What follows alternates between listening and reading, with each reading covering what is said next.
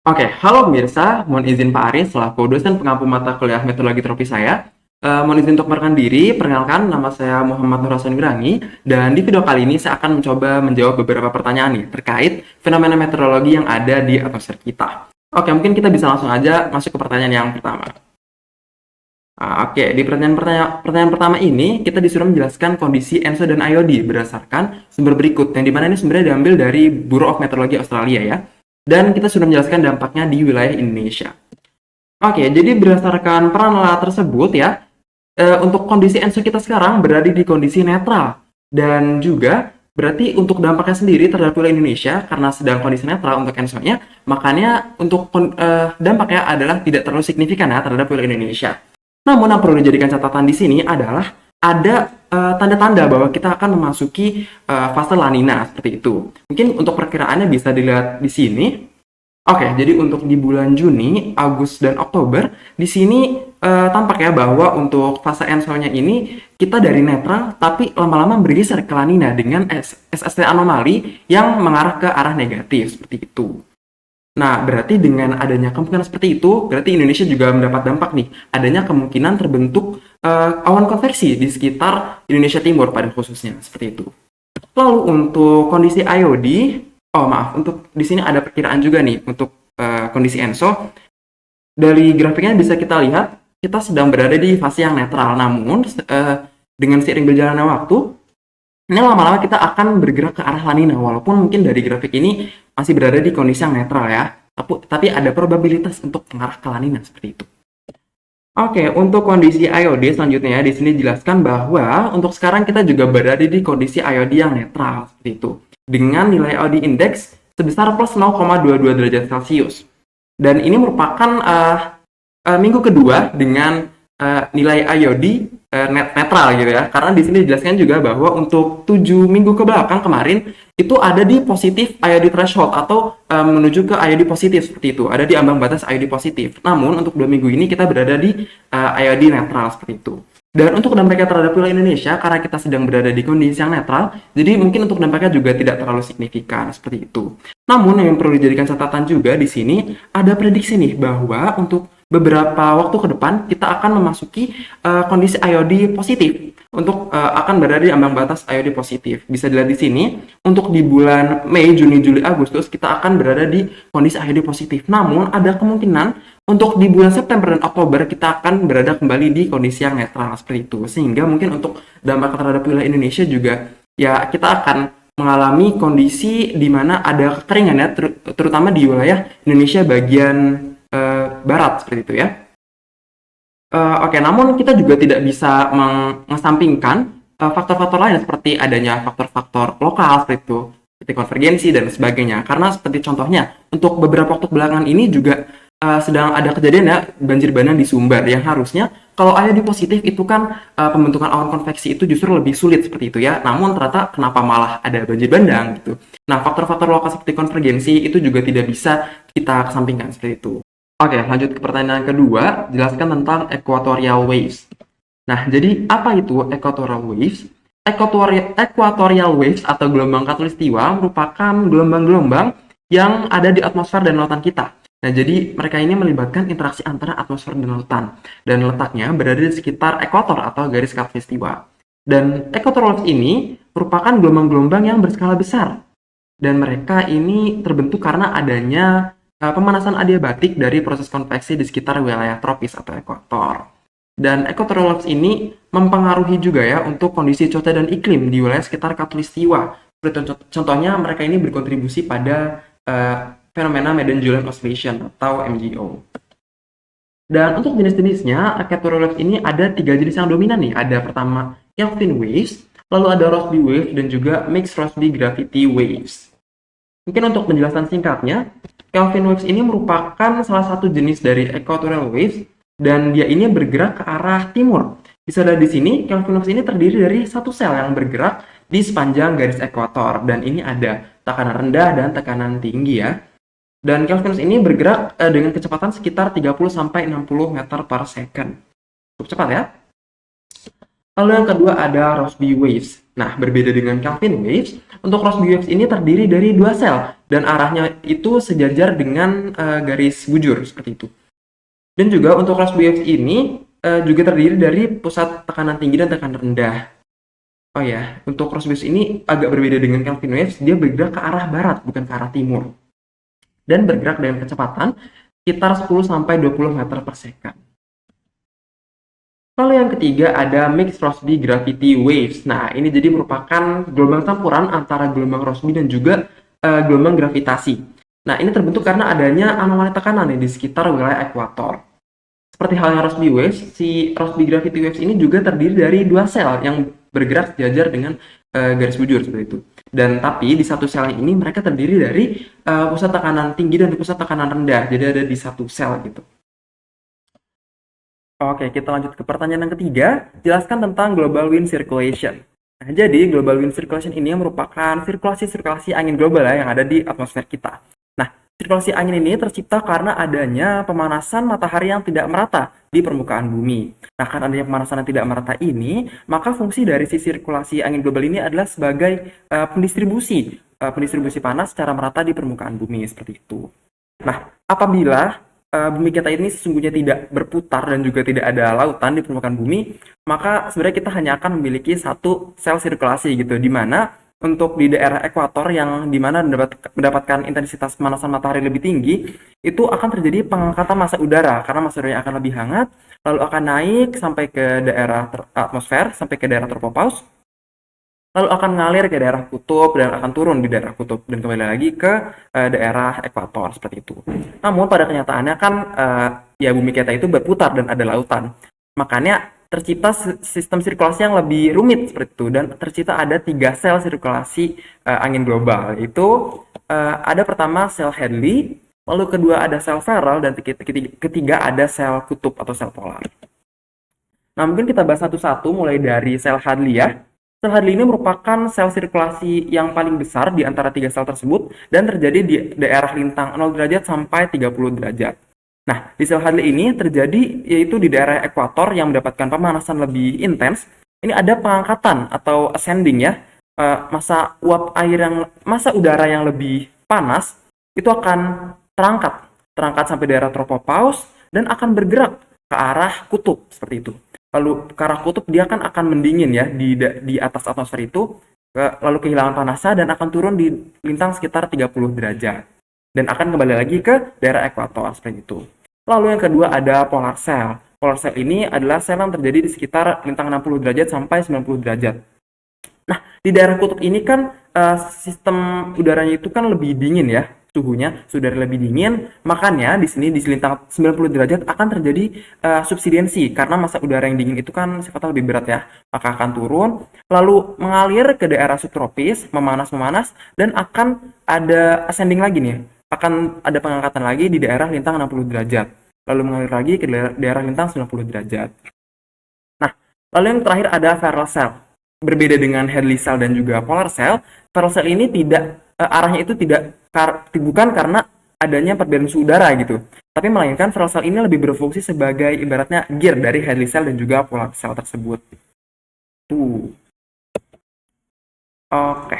Oh ya, ketiga sel sirkulasi ini juga menciptakan sistem tekanan udara yang permanen gitu sifatnya. Dimana bisa dilihat di sini bahwa pada lintang 0 derajat ini merupakan sistem bertekanan rendah karena merupakan daerah ascending dari Hadley cell.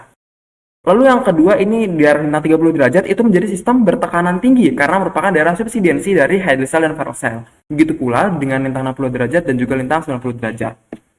Oke, mungkin kita bisa lanjut ke pertanyaan keempat.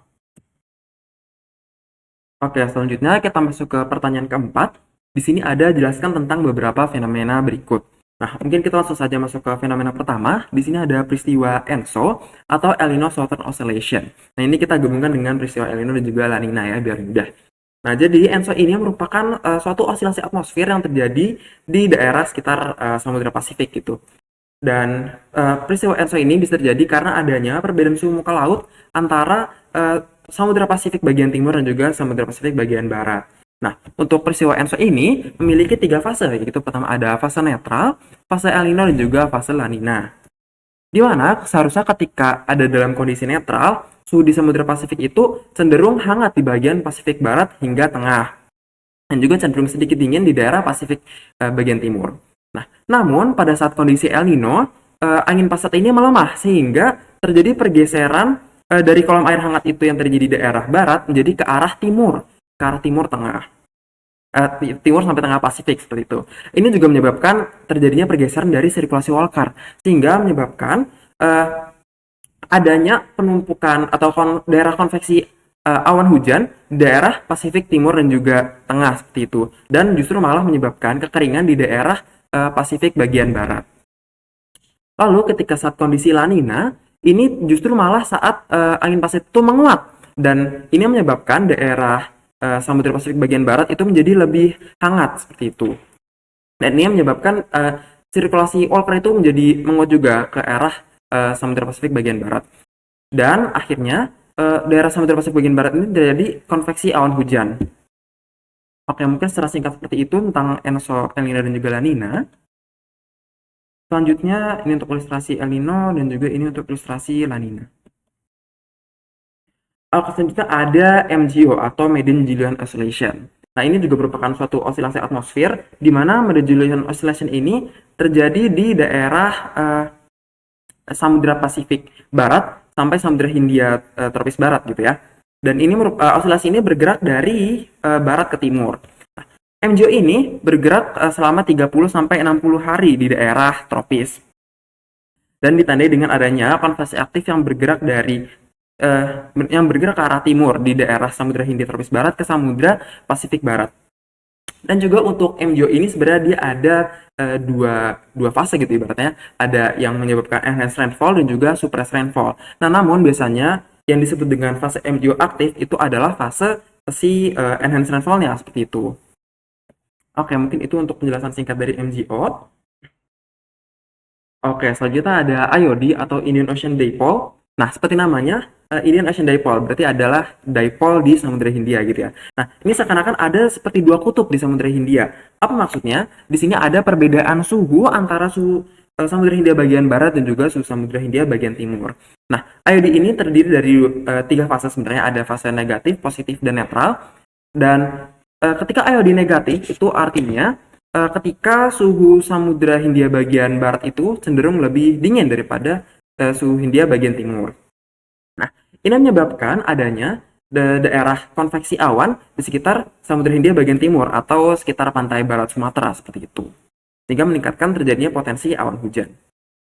Sedangkan saat fase IOD positif, di sini suhu muka laut Hindia bagian barat itu cenderung lebih hangat, sedangkan suhu Hindia bagian timur cenderung lebih dingin, dan menyebabkan adanya konveksi awan hujan di daerah sekitar Samudra Hindia bagian barat atau sekitar pantai timur Afrika seperti itu. Oke, mungkin itu penjelasan singkat tentang IOD. Lanjut ke peristiwa monsun ya. Nah, monsun ini merupakan suatu pola angin musiman. Nah, ya, monsun ini merupakan suatu pola angin musiman yang disebabkan oleh adanya perbedaan pemanasan daratan dan lautan. Di mana untuk ciri-ciri monsun ini sendiri adalah berhembus 2 kali setahun dalam periode yang berbeda, dan juga dipengaruhi oleh adanya perbedaan tekanan udara antara daratan dan lautan. Nah, untuk di Indonesia sendiri itu ada yang namanya monsun barat dan juga monsun timur ya, atau monsun Asia dan monsun Australia gitu ya. Di mana untuk monsun Asia itu kan kita membawa musim hujan karena membawa banyaknya uap air dari Samudra Pasifik menuju Indonesia gitu ya. Sedangkan untuk monsun Australia atau monsun timuran itu cenderung menyebabkan kondisi musim kemarau di Indonesia karena hanya membawa sedikit uap air dari wilayah Australia. Oke, mungkin itu sedikit penjelasan tentang monsun. Lanjut ke indeks monsun. Ya, untuk indeks monsun ini dihitung berdasarkan magnitud dari rata-rata shear angin vertikal, dan kuat lemahnya monsun ditentukan oleh indeks monsun ini dan juga nilai OLR atau outgoing long wave radiation. Oke, mungkin itu sedikit tentang indeks monsun, di mana indeks monsun ini merupakan indikator kekuatan dan variabilitas monsun gitu, dan dapat dihitung dengan berbagai cara. Di antaranya adalah curah hujan, kecepatan angin, tekanan udara, dan juga suhu permukaan laut. Lanjut dengan monsoon break. Oke, jadi monsoon break ini seperti namanya adalah ketika adanya jeda dari suatu monsoon gitu ya. Jadi monsoon break itu singkatnya adalah merupakan periode saat monsoon melemah atau berhenti sama sekali. Dan hal ini dapat disebabkan oleh beberapa faktor, diantaranya adanya perubahan tekanan udara, lalu ada juga perubahan suhu laut dan kehadiran sistem tekanan tinggi. Nah, dampak dari monsoon break ini ada bisa menyebabkan seperti kekeringan, lalu ada juga kebakaran hutan dan kegagalan panen. Di sini ada contohnya saat monsoon break ini terjadi di India ya, anak benua India. Oke, lalu lanjut ke Borneo Vortex. Nah, Borneo Vortex ini sendiri merupakan suatu pusaran ya yang terjadi di daerah atas Pulau Kalimantan gitu ibaratnya. Ya. Dan ini merupakan fenomena meteorologi berupa pusaran angin berskala meso yang berdiameter puluhan hingga ratusan kilometer.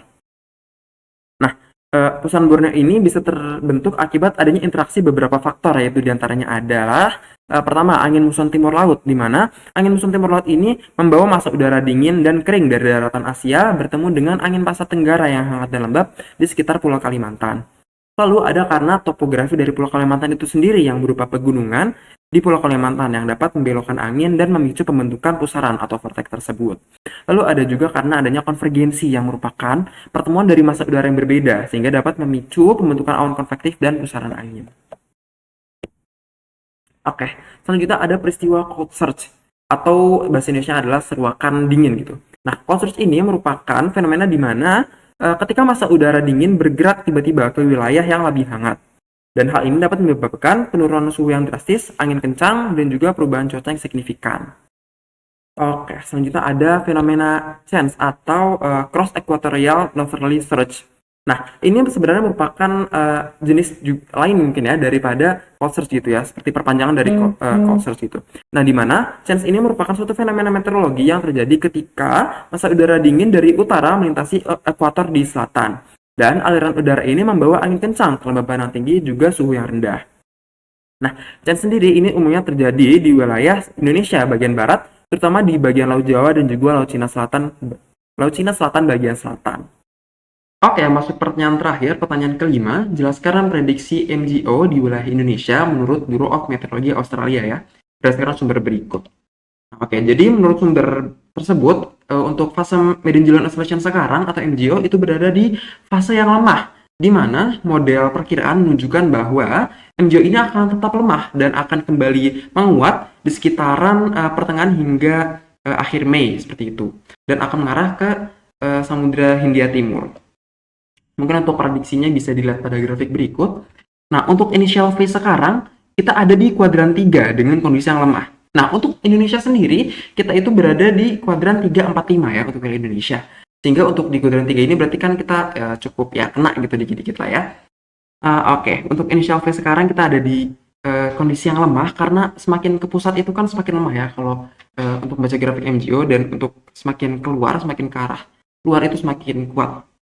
Dan bisa dilihat di sini bahwa untuk grafik MJO ini semakin lama akan bergerak ke arah Western Hemisphere dan Afrika, tapi masih dalam kondisi yang lemah dan akan kembali menguat di sekitaran bulan-bulan Juni ini, di sekitar tanggal 7, 12, dan 17 Juni, dan akan mengarah ke arah Samudra Hindia.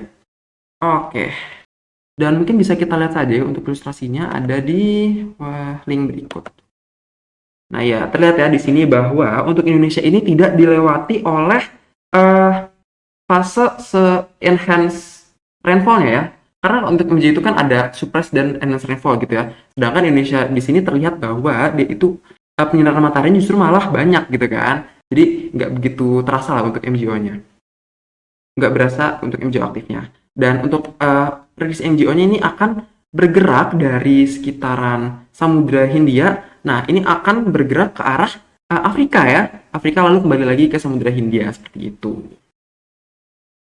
Ya, mungkin cukup sekian penjelasan dari saya mengenai jawaban dari pertanyaan-pertanyaan seputar fenomena meteorologi di atmosfer.